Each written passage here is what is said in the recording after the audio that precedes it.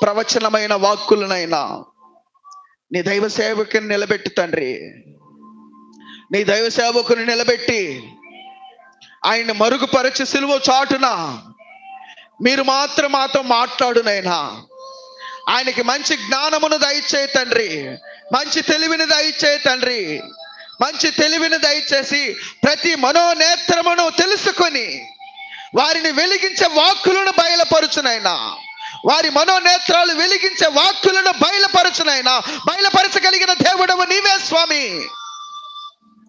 నీకే స్తోత్రములు చెల్లిస్తూ, నీకే వందనములు చెల్లిస్తూ మా రక్షకుడైన యేసుక్రీస్తు నామములో అడిగి బ్రతిమలాడి వేడుకుంటూ ఉన్నాను స్వామి.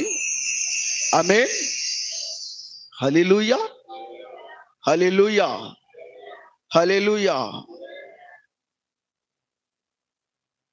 అందరూ అలాగే కూర్చుందాం.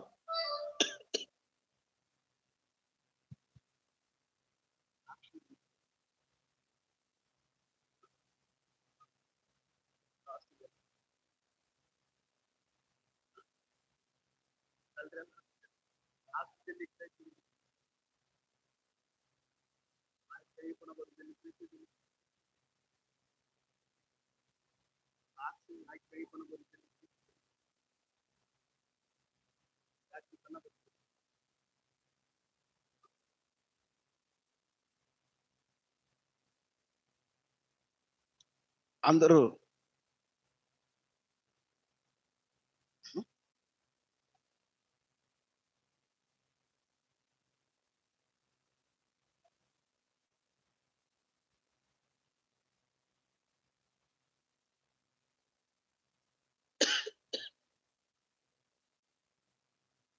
అందరూ ఇటు అటు లేవకుండా, మాట్లాడకుండా మౌనముగా మీ హృదయాలని ఇటు అటు, మీ చూపును కాదు హృదయాలని కూడా ఎక్కడికి వెళ్ళనివ్వకుండా వాక్యం పైన దృష్టి ఉంచండి. వాక్యం ఈరోజు మిమ్మల్ని బలపరచబోతుంది. వాక్యం ఈరోజు మిమ్మల్ని ధైర్యపరచబోతుంది. వాక్యమే ఈరోజు మిమ్మల్ని మంచి మార్గములో నడిపించబోతుంది. ఆ వాక్యమే మీకు వెలుగుగా ఉండి ఆ వెలుగు చీకటిని తరిమి కొట్టబోతుంది. నీలో ఏదో ఒక చీకటి నిన్ను ఆవరి ఉంచి ఆ చీకటి సంబంధమైన కార్యాలు చేపిస్తూ ఉంది నీలో. ఆ చీకటి సంబంధమైన కార్యాలని ఈరోజు దేవుని యొక్క వెలుగు వాక్యము ద్వారా ఆ చీకటిని తరిమి కొట్టబోతుంది. హల్లెలూయా. ఆ చీకటిని తరిమి కొట్టే వాక్కులు ఈరోజు మన మధ్య బయలుదేరి రావాలని అందరూ చేతులెత్తి దేవునికి స్తోత్రాలు చెల్లిద్దాం. ఏమనంటే, నాలో ఉన్న చీకటి వెళ్ళిపోవాలి, నాలో ఉన్న చీకటి కార్యక్రమాలు వెళ్ళిపోవాలి. అలాగే వెళ్ళేటట్టుగా దేవుడు నాతో మాట్లాడాలి. మాట్లాడగలిగిన దేవా నీకే స్తోత్రం, నీకే స్తోత్రం. నా పైన, నా ఇంటి పైన వెలుగుతో నింపగలిగిన దేవుడవు నీవే. హల్లెలూయా, హల్లెలూయా.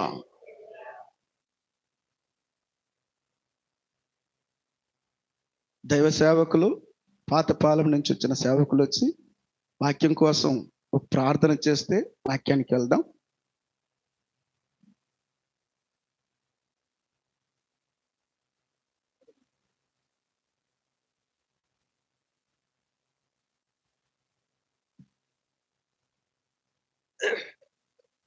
ప్రార్థించుకుందాం.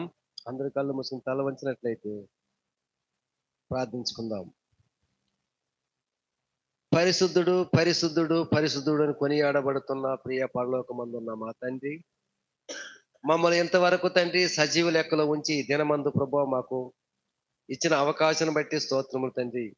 మా బ్రతుకులకు మరో దినమును ఇచ్చిన విధానమును బట్టి కృతజ్ఞాసు. వచ్చిన ప్రతి బిడ్డలను ప్రభువా వచ్చినప్పటికీ వారి వారి ఆశీర్వాదములు వారి గృహమునకు తీసుకువెళ్ళే వారిగా తండ్రి మంచి ఆలోచన కలిగి చెప్పబోయే ప్రతి మాటలను ప్రభువా వారి హృదయమున పలక మీద వాటిని వాసుకొని